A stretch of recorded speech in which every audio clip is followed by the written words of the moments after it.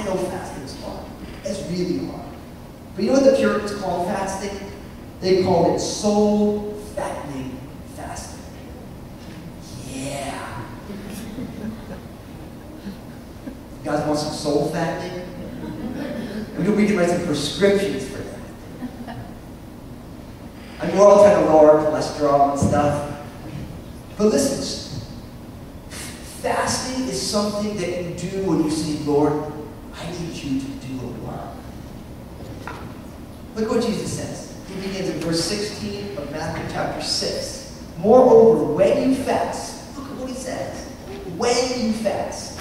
Does he say if you fast? If you feel like fasting? When he says when you fast, that makes the idea that God's people will fast. When Jesus was asked by some of the disciples of John the Baptist, why don't you fast like everybody else does? He says, well, when the bridegroom is with us, there's no need to fast. He's saying when the Lord Jesus is here, it doesn't make any sense to fast because it's party time. But when the bridegroom goes away, then the fasting time. So fasting is presupposed to be a discipline of Christianity.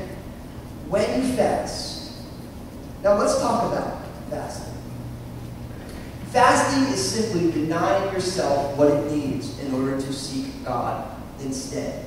Now, fasting there's not a certain only way to fast. There's a lot of fast that we see in the Bible. The typical fast is to deny yourself of food for a day. That's a typical fast. We know that in Jesus' day, there was customary fasting days that were twice a week that the Pharisees kept, which is a whole day without food.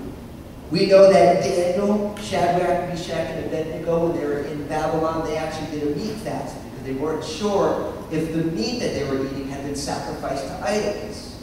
For some of you, a meat fast might be good for the health too. I'm kidding. I'm kidding. For some of you, maybe every single night you eat a bowl of ice cream. It's like kind of your treat at the end of the day. You can fast from that. And instead of taking that time to do that thing that you like to do, you say, instead of doing that, I'm going to devote my time to seeking the Lord. Maybe it's your favorite TV show. Maybe you're like a, the Next Top Model or something, TV show fanatic, you know what I mean? Or whatever. The first thing that came to my mind was Lost, but that's just over, so I can't even use that one. or maybe you love the TLC channel. You need to watch it all night with all the little shows. But whatever it is, what you're doing, you're saying, Lord, I'm going to give up this thing that I really like. Or in the case of actually eating, I'm going to give this thing that I need, Lord, because I want you instead. That's what it's saying. Now, if you've never fasted, you're like, okay, well, I don't get what that does. If you've ever fasted, you know what it is.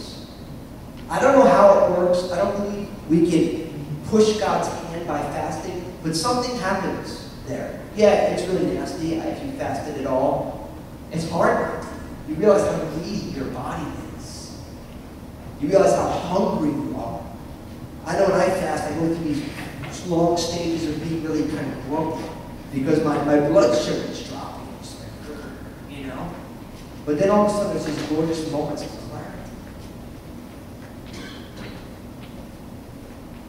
But what you're doing is you're saying, God, I need you more than I need you. That's what you're telling me. You're saying, Lord, you are more needful to me than food. And for some of us, fasting is good because we just need to learn that again.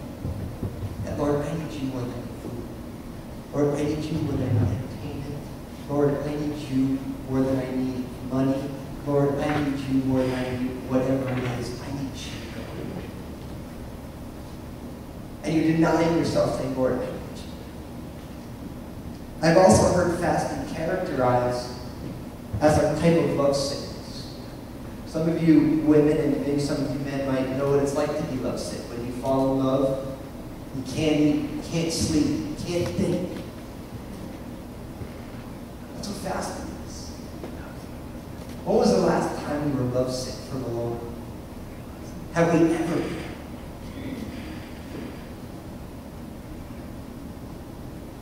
Fasting it's a way to seek God. And I don't quite know exactly how it works, the way it works in the spiritual. I just know that it does work. Jesus says, when you fast. But it's very easy to fast as a hypocrite. And what he says in verse 16. He says, when you fast, do not be like the hypocrites with sad countenance, where they disfigure their faces, that they may appear to men fasting. Surely I say to you, they have their reward. Okay, a hypocrite does this. A hypocrite decides to fast and wants to make sure that everybody knows it. So when they see you, they haven't showered, their hair is a mess, and they're like, hey, let's go out to lunch today. Like, okay, and you go out to lunch, and they're just like, you order like a filet mignon, and they're just like, let's have water, please. And you're like, you invited me out to lunch. Oh, I'm fasting. Oh, can I have some more ice cubes, please?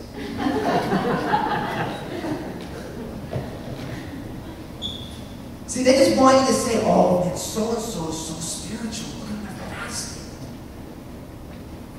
See, it has nothing to do with that. It has everything to do with somebody noticing.